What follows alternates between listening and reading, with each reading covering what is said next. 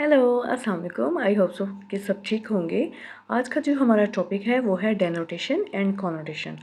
First of all I will describe what does mean of denotation. आप सबको मालूम होगा कि जब भी हमें कोई वर्ड नहीं आता तो हम उसका मीनिंग डिक्शनरी में फाइंड आउट करते हैं। तो जो भी मीनिंग डिक्शनरी में फाइंड आउट किया जाता है और अकॉर्डिंग टू डिक्शनरी होता है वो डेनोटेशनल मीनिंग होता है, जो उसका एक्चुअल ओरिजिनल मीनिंग होता है।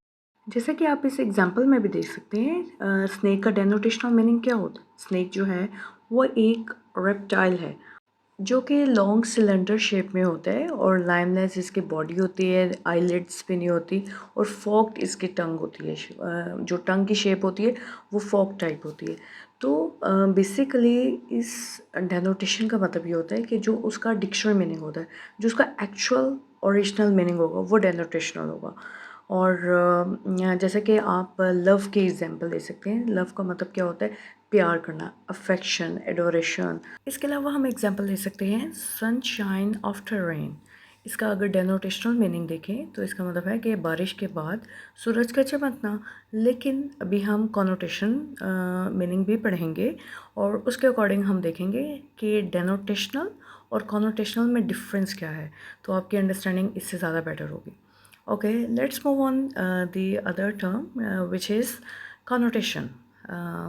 Connotation mean any emotional or cultural meaning of a word. जैसा कि इसके एग्जांपल मैंने अभी आपको दी, सनशाइन आफ्टर रेन। कि सपोज़ अगर कोई भी according to the connotation mean के एक अगर इंसान सूरज की तरह चमकना भूल जाता है, जैसे कि वो बारिश के बाद चमकता है, लेकिन बारिश जिस टाइम होती है तो वो चमकना भूल जाता है।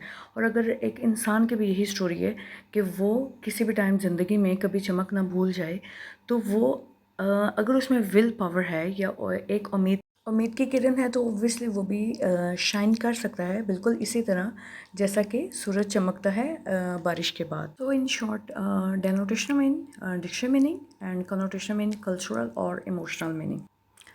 Let's see the difference between denotation and connotation mean. इसका मैं आपको एक टिप देना चाहूँगी। Denotational mean dictionary meaning, connotational mean contextual meaning. अब डी से मतलब डिक्शनरी, कॉनोटेशनल से मतलब कल्चरल और इमोशनल मीनिंग। अब सी एंड डी, ठीक है। तो ये एक आपके लिए ट्रिक और टिप है जिसे आप याद रख के इसका मीनिंग याद रख सकते हैं।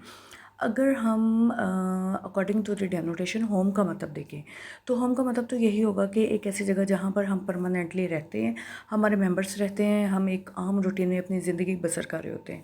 तो ये एक होम का मीनिंग है अकॉर्डिंग टू द डिक्शनरी। लेकिन अगर हम यहाँ पर इसका कॉन्टेक्चुअल मीनिंग देखें होम का, तो उसका मतलब ये होगा कि एक ऐसी जगह जहाँ पर हम बहुत पुरसकून महसूस करते हैं, जिससे हमें एक बहुत प्यार होता है, जहाँ पर हम बड़े कंफर्टेबल फील होते हैं। जैसा कि अगर हम स्कूल या कहीं पर भी जाते हैं तो हमें ये होता है कि बस जल्दी से छुट्टी हो और हम अपने घर जाएं। और हम क्योंकि घर का मतलब हमें ऐसा लगता है सुकून, एक सेफ्टी, एक कंफर्टेबल जगह जहाँ पर हम जो भी चाहें अपनी आज़ादी से कर सकते हैं। तो आई होप सो कि इट वुड बी क्लियर कि डेनोटेशन का मतलब डिक्शनरी मीनिंग होता है और कॉनोटेशन का मतलब कॉन्टेक्चुअल मीनिंग होता है, जो कि हम according to the text, according to the context उसका मतलब निकालते हैं। आई होप सो कि आपको इडियम का मतलब पता होगा। इडियम जो होते हैं वो बेसिकली जो हमें दिखाई देते हैं, बेसिकली उसका मतलब वो नहीं होता। जैसा कि मैं आपको एग्जांपल दे सकती हूँ, एप्पल ऑफ वजीज आइज़। इसका मतलब यह है कि अगर हम डिक्शनरी के अकॉर्डिंग देखें तो एप्पल का मतलब सेब होता है, वजीज़ आई वजीहा की आंखों का, ठीक है। लेकिन अगर डेनोटेशनल देखें, एप्पल ऑफ वजीज़ आई के वजीहा की आंखों का तारा, तो ऑब्वियसली हमने इसका मीनिंग दोनों तरह से देखा, डेनोटेशनल भी एंड कॉनोटेशनल भी। तो अगर मैं रीकैप पे जाऊँ तो आई थिंक मुझे ये इन पॉइंट्स को दोबारा समराइज़ करना चाहिए फॉर योर बेटर अंडरस्टैंडिंग कि डेनोटेशनल मीन डिक्शनरी मीनिंग, जो कि हम डिक्शनरी से फाइंड आउट करते हैं और जो उसका ओरिजिनल मीनिंग होता है। कॉनोटेशनल मीन जो हम एक किसी भी चीज़ को पढ़कर उसके अकॉर्डिंग उसका कॉन्टेक्चुअल मीनिंग, इमोशनल मीनिंग निकालते हैं, ठीक है। यहाँ पर एक इंटरेस्टिंग चीज़ ये है कि जैसे कि मैंने आपको अंडरस्टैंडिंग दी डेनोटेशन एंड कॉनोटेशन की।